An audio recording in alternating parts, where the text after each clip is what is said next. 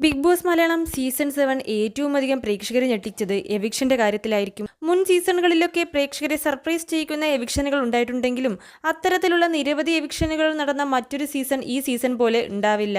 ഏറ്റവും ഒടുവിൽ ഇന്നലെ നടന്ന എവിക്ഷനും അത്തരത്തിലുള്ള ഒന്നായിരുന്നു. മത്സരാർത്ഥികൾ ഇത്രയും ഞെട്ടിപ്പോയ മറ്റൊരു എവിക്ഷനും ഒരുപക്ഷെ ഈ സീസണിൽ ഉണ്ടാവില്ല. ഫൈനൽ 5-ൽ ഉറപ്പായും ഇടം പിടിക്കുമെന്ന് മത്സരാർത്ഥികളിൽ പലരും പലപ്പോഴേ പറഞ്ഞിട്ടുള്ള ജിസേൽ തക്രാളാണ് ഇന്ന് പ്രേക്ഷക വൃത്തിപ്രകാരം പുറത്തായത്. ഏറെ നാടകീയമായി ബിഗ് ബോസ് നടത്തിയ എവിക്ഷൻ പ്രോസസ്സിൽ സഹ മത്സരാർത്ഥികൾ ഞെട്ടിയെങ്കിലും ജിസേലിന് വലിയ കുലുക്കമൊന്നും ഉണ്ടായിരുന്നില്ല.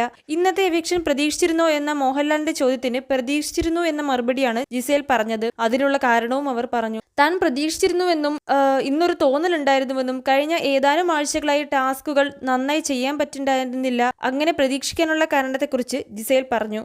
താൻ തന്റെ ബെസ്റ്റായി ചെയ്തു എന്നും ചില സമയത്ത് നമ്മുടെ ഇമോഷൻസ് നമ്മുടെ കൺട്രോളിലല്ല, അപ്പോൾ ഫോക്കസ് നഷ്ടപ്പെടും. ഒട്ടും ഈസി അല്ല ബിഗ് ബോസ്. 7ന്റെ പണി അത്രയും കഠിനമായിരുന്നു, ഭയപ്പെടുത്തുന്ന ഒന്നായിരുന്നു. അതേസമയം ബിഗ് ബോസ് തന്നിലുണ്ടാക്കിയ പോസിറ്റീവായ കാര്യങ്ങളെക്കുറിച്ചും ജിസേൽ പറഞ്ഞു. തനിക്കൊരു ഗംഭീര അനുഭവമായിരുന്നു ബിഗ് ബോസ്. 60 ദിവസം സർവേ ചെയ്യുമെന്ന് താൻ ഓർത്തില്ല. കുറെ ബുദ്ധിമുട്ടുണ്ടായിരുന്നു. തനിക്ക് നല്ല സുഹൃത്തുക്കളെ കിട്ടി. ജീവിതശൈലിയും ആഹാരരീതിയും മാറി. അതിലൊക്കെ ഒരു ഈസി പേഴ്സൺ ആയി മാറിയപ്പോൾ ആഹാരം ഉണ്ടാക്കാൻ പഠിച്ചു, കുറെ കാര്യങ്ങൾ പഠിച്ചു, കുറെ പണികൾ പഠിച്ചു, ബാത്റൂം കഴുകി. മോഹൻലാലിനൊപ്പം വേദിയിൽ നിന്നുകൊണ്ടാണ് ജിസേൽ 62 ദിനങ്ങൾ തന്നോടൊപ്പം വസിച്ചവരോട് യാത്ര പറഞ്ഞത്. ഇതുപോലുള്ള കൂടുതൽ ബിഗ് ബോസ് അപ്ഡേറ്റുകൾക്കായി ഈ ചാനൽ മറക്കാതെ സബ്സ്ക്രൈബ് ചെയ്യൂ.